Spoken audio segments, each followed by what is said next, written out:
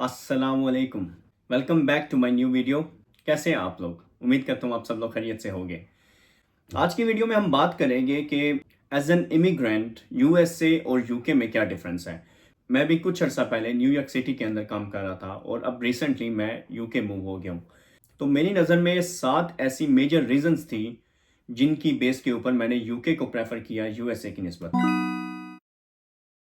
तो बात करते हैं पहले रीज़न की। पहले रीज़न ये थी कि मेरी जो फैमिली है वो ऑलरेडी यूके के अंदर थी। मेरे ब्रदर्स, मेरे फादर वो ऑलरेडी यहाँ पर यूके में सेटल थे। तो जिसकी वजह से मैंने यूके को प्रेफर किया यूएसए की निस्बत। मेरी नज़र में UK is more safer than USA. USA के अंदर कोई भी बंदा जाके लीगली वेपन ओन कर सकता है, पर यूके के अंदर ऐसा नहीं है। यूके के अंदर आप वेपन अपने पास नहीं रख सकते। और मैं जिस सिटी में था, न्यूयॉर्क के अंदर ज़्यादा क्राइम्स होते हैं। Dependents can work in UK. जब मैं न्यूयॉर्क मूव हुआ तो मेरे जो डिपेंडेंट थे वो वहाँ पर काम नहीं कर सकते थे। कोई भी एज एन इमिग्रेंट वहाँ पर अगर मूव हो रहा है तो उसको चाहे वो एम्प्लॉयर है, चाहे वो स्टूडेंट है, जो भी है, उसके डिपेंडेंट को वहाँ पर वर्क परमिट लेना पड़ता है। और वर्क परमिट में सम टाइम उसमें अप टू 6 मंथ्स लग जाते हैं, some time up to 3 months लगते हैं, और उसकी ऑलमोस्ट $500 फीस भी है। जबकि यूके के अंदर ऐसा नहीं है। चाहे वो स्टूडेंट वीज़ा पर आ रहा है, चाहे स्किल्ड वर्कर वीज़ा पे आ रहा है, तो उसके जो डिपेंडेंट्स हैं यहाँ पर फुल टाइम काम कर सकते हैं। तो इसीलिए मोस्टली लोग यहाँ पर अपनी फैमिलीज़ लेके आते हैं, क्योंकि स्टूडेंट के ऊपर यहाँ पे आके लोग काम नहीं कर सकते, उन्हें सिर्फ 20 आवर्स अलाउ होता है। बट तो उनके जो डिपेंडेंट्स होते हैं वो यहाँ पर फुल टाइम काम करके अपना गुजारा कर लेते हैं। यूके के अंदर जो वर्क कल्चर है वो बहुत सॉफ्ट स्पोकन है। यहाँ के जो लोग हैं वो ज़्यादा एग्रेसिव नहीं है, ज़्यादा हार्श नहीं है आपके साथ बात करते। यूएसए के अंदर ऐसा नहीं था। यूएसए में जिस कंपनी के अंदर मैं काम कर रहा था वहाँ पर जो वर्क कल्चर था थोड़ा सा हार्श था। और फिर वहाँ पे जो आपके सराउंडिंग में लोग थे मोस्टली लोग ऐसे थे, एग्रेसिवनेस वहाँ पर बहुत ज़्यादा था। यहाँ पर ऐसा नहीं है। यहाँ पर लोग आपसे बहुत पोलाइटली बात करते हैं, और यहाँ का जो वर्क कल्चर है वो काफ़ी बेहतर है यूएसए की निस्बत। Public transport, as a foreigner हमें किसी भी कंट्री के अंदर जब हम कहीं पे भी जाके मूव होते हैं, इनिशियली वहाँ पे जाके सेटलमेंट करना काफ़ी डिफ़िकल्ट होता है। शुरू में जो आपका सेटलमेंट प्रोसेस चल रहा होता है उसमें काफ़ी ज़्यादा आपको चीज़ें घर के लिए लेके आनी होती है।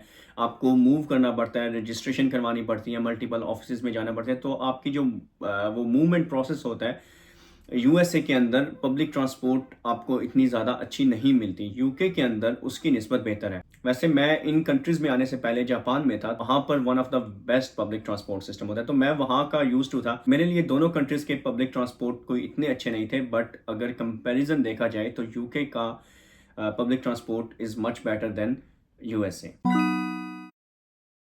सेटलमेंट प्रोसेस, यूएसए के अंदर अगर आप वर्क वीज़ा पे जा रहे हैं, H1B वीज़ा के ऊपर, या मैं जिस वीज़े पे गया था वो था J1 वीज़ा।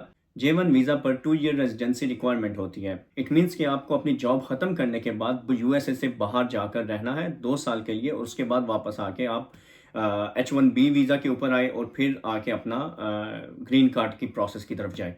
J1 वीज़ा के ऊपर आप डायरेक्टली ग्रीन कार्ड के ऊपर नहीं जा सकते। इवन जिन लोगों के पास H1B वीज़ा भी होता है उसकी भी रिक्वायरमेंट ऐसे है कि आपका जो एम्प्लॉयर है उसकी परमिशन के बगैर आप डायरेक्ट ग्रीन कार्ड अप्लाई नहीं कर सकते।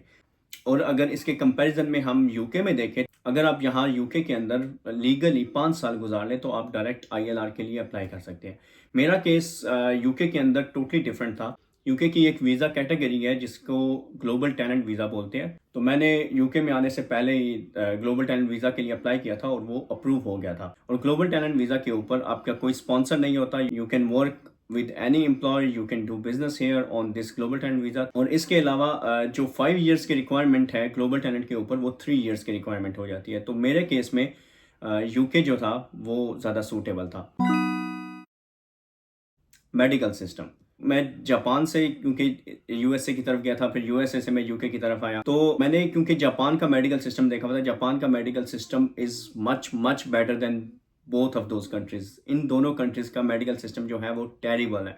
पर अगर हम यूएसए और यूके की मेडिकल सिस्टम को कंपैरिजन करें तो यूके के अंदर आपको फ्री मेडिकल सिस्टम मिलता है। जब आप यूके का वीज़ा अप्लाई करते हैं तो आप हेल्थ केयर सरचार्ज की फ़ीस इनिशियली पे कर देते हैं। तो उसके बाद जितने साल का भी आपका वीज़ा होता है, आपको उसके यहाँ पे आने के बाद उसी फ़ी के ऊपर आपका मेडिकल सिस्टम टोटली फ्री हो जाता है। और जब आपका यहाँ पर आईएलआर या आपकी परमानेंट रेज़िडेंसी हो जाती है, तो उसके बाद आपको ये फ़ीस भी नहीं देनी पड़ती और आपका मेडिकल सिस्टम टोटली फ्री होता है।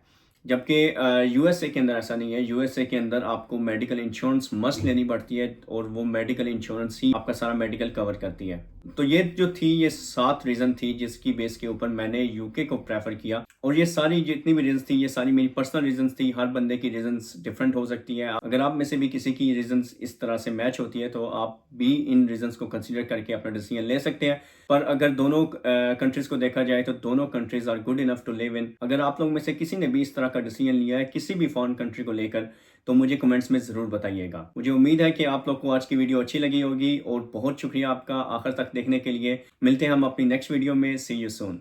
अल्लाह हाफिज़।